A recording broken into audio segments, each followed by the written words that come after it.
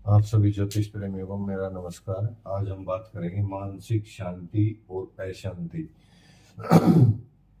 हमारी जन्म कुंडली के अंदर चंद्रमा हमारे मन का कारक है। तो आज के दौर में शांति को लेकर और अशांति को लेकर कौन से वो कारक हैं जो हमें प्रभावित करते हैं।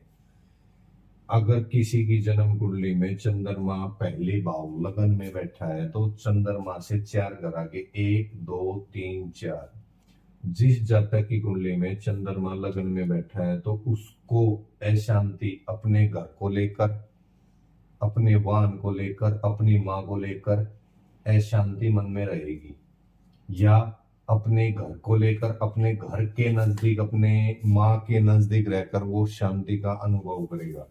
अगर चंद्रमा जन्म कुंडली में दूसरे भाव के अंदर है तो इससे 4 घर आगे गिनेंगे 1 2 3 4, पांचवा भाव आता है। जिस जातक की जन्म कुंडली में चंद्रमा द्वितीय भाव के अंदर है तो उसको संतान को लेकर, अपनी खुद की शिक्षा को लेकर, संतान की शिक्षा को लेकर, इष्ट को लेकर मन के अंदर शांति और अशांति पैदा हो सकती है। संतान को लेकर अशांति हो सकती है। वो अपनी संतान के पास रहकर शांति अनुभव कर सकता है, वो शिक्षा जारी रखकर शांति अनुभव कर सकता है। ऐसे ही अगर चंद्रमा जन्म कुंडली के तीसरे भाव के अंदर है तो चंद्रमा से 1 2 3 4, 4 घर आगे छठा 6th हाउस आएगा। ऐसे जब तक की शांति अशांति किस तरह से प्रभावित करेगी, उसको लड़ाई झगड़े से शांति मिलेगी, उसको रोग रिपुण से शांति मिलेगी, उसको कॉम्पिटिटिव एग्जाम से शांति मिलेगी। अशांति अशांति का मन अशांत किन कारणों से रहेगा? कर्जे की वजह से, दुश्मन की वजह से मन अशांत रह सकता है। यही कारण है चंद्रमा से 1 2 3 4, 4 लगाएगी। अगर चंद्रमा 4th हाउस के अंदर है, चौथे भाव के अंदर बैठे हैं 1 2 3 4, 7th हाउस,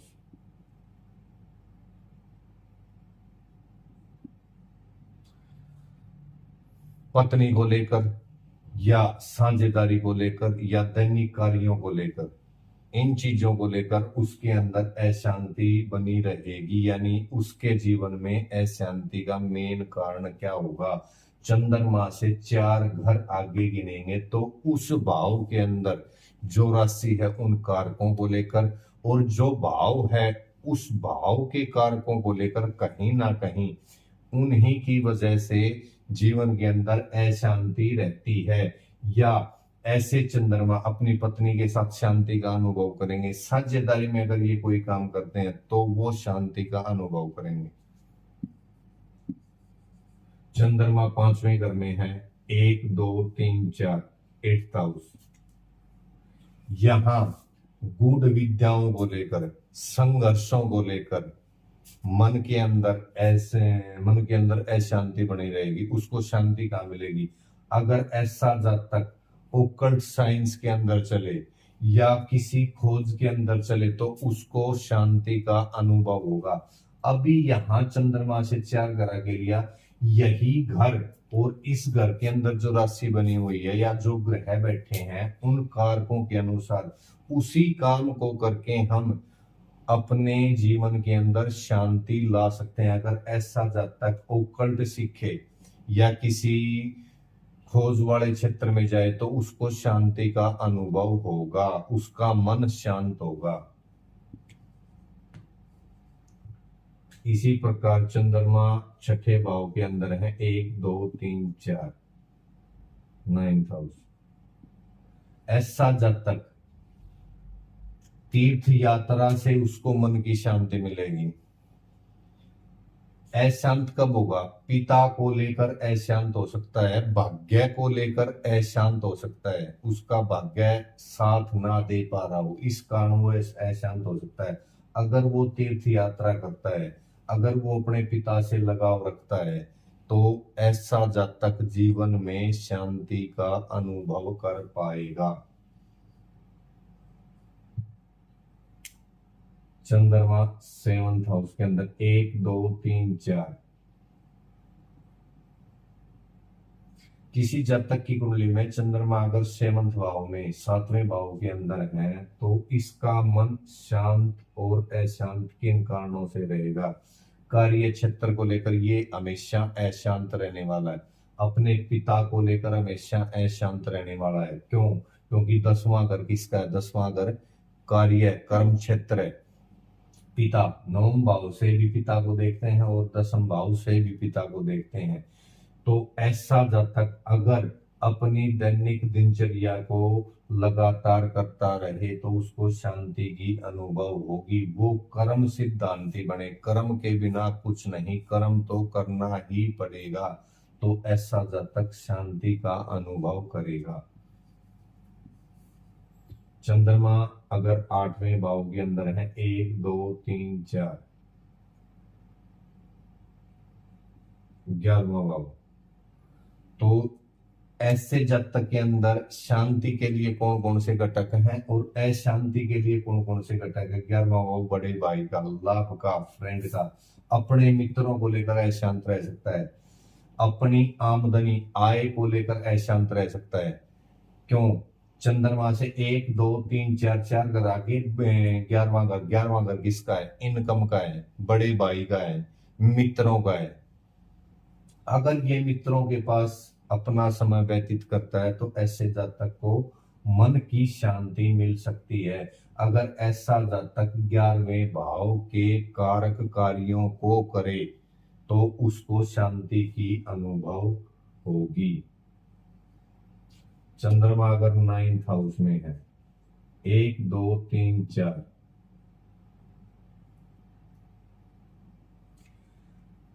जिस जातक की कुंडली में चंद्रमा 9वें भाव के अंदर है तो उसको शांति और अशांति का अनुभव कब कब होगा। खर्च करते वक्त उसका मन हमेशा अशांत रहेगा, या अगर वो अपने ऊपर खर्चा करे तो उसको शांति का अनुभव मिलेगा।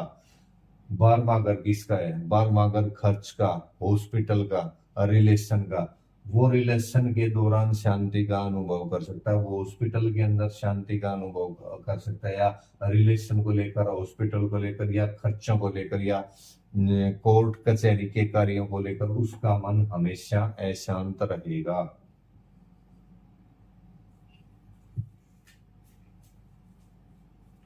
एक दो तीन चार, चंद्रमा जिस जातक की जन्म कुंडली में 10वें भाव के अंदर है तो इससे 4 घर आगे 1 2 3 4 4 घर आगे पहला भाव। अपने आप को लेकर ऐसा जातक शांत भी रह सकता है और अशांत भी रह सकता है। वो अपने बारे में ही सबसे ज्यादा सोचता है। इसी कारण अगर वो खुद पर ध्यान देना स्टार्ट कर दे तो उसको शांति का अनुभव होगा। चंद्रमा अगर 11वें भाव के अंदर है इससे 4 घर आगे 1 2 3 4 सेकंड हाउस। जिस जातक की जन्म कुंडली में चंद्रमा 11वें घर के अंदर है तो इससे 4 घर आगे 1 2 3 4 4 घर आगे सेकंड हाउस। अपने परिवार को लेकर वो हमेशा अशांत रह सकता है, अपने संचित धन को लेकर वो हमेशा अशांत रह सकता है, अपने खान पान को लेकर वो हमेशा अशांत रह सकता है। अगर वो अच्छा खाना खाए, अच्छी तरह से अपनी वाणी को अच्छा रखे तो उसको मन की शांति मिल सकती है। अगर ऐसा जातक दूसरे भाव के कारकों को अपनी दिनचर्या के अंदर सम्मिलित करे तो उसको मन की शांति मिलेगी। चंद्रमा अगर 12वें भाव में है तो यहां से 4 घर आगे 1 2 3 4 थर्ड हाउस। जिस जातक की जन्म कुंडली में चंद्रमा 12वें घर में है तो इससे 4 घर आगे गिनेंगे 1 2 3 4 तीसरा भाव। अपने छोटे भाई को लेकर वो चिंतित रह सकता है, अपने पराक्रम को लेकर वो चिंता में रह सकता है, छोटी यात्राओं को लेकर वो चिंता में रह सकता है। अगर ऐसा जातक छोटी छोटी यात्राएं करता रहे तो भी उसको शांति मिलेगी। अपने भाई के साथ रिलेशन अच्छे रखे तो भी उसको शांति मिलेगी। ये हुई सभी भाव के अंदर। कहने का तात्पर्य यहाँ ये है कि चौथा भाव चंद्रमा का होता है। जन्म कुंडली के अंदर चंद्रमा जहां बैठे हैं 1 2 3 4 चौथा काल पुरुष की कुंडली में चौथा भाव चंद्रमा का, चंद्रमा जहां बैठे हैं, मान के चलो चंद्रमा 10वें घर में है, 1 2 3 4 फर्स्ट हाउस खुद का है, खुद का व्यक्तित्व है, अपने आप का है। तो ऐसा जातक अपने आप के ऊपर जितना ध्यान देगा उतना उसको शांति का अनुभव होगा। चंद्रमा 11वें घर के अंदर है तो 1 2 3 4 यहां सेकंड हाउस आया। चंद्रमा से गिनना शुरू करेंगे तो यहां से वो सेकंड हाउस आता है। तो ऐसा जातक, जिस जातक की कुंडली में चंद्रमा 11वें घर के अंदर है, तो वो अपने सेकंड यानी द्वितीय भाव के कारक कार्यों को करना स्टार्ट कर देगा। अपनी वाणी अच्छी रखेगा, अपने परिवार से रिलेशन अच्छे रखेगा, तो उसको शांति का अनुभव होगा। आप सबका धन्यवाद।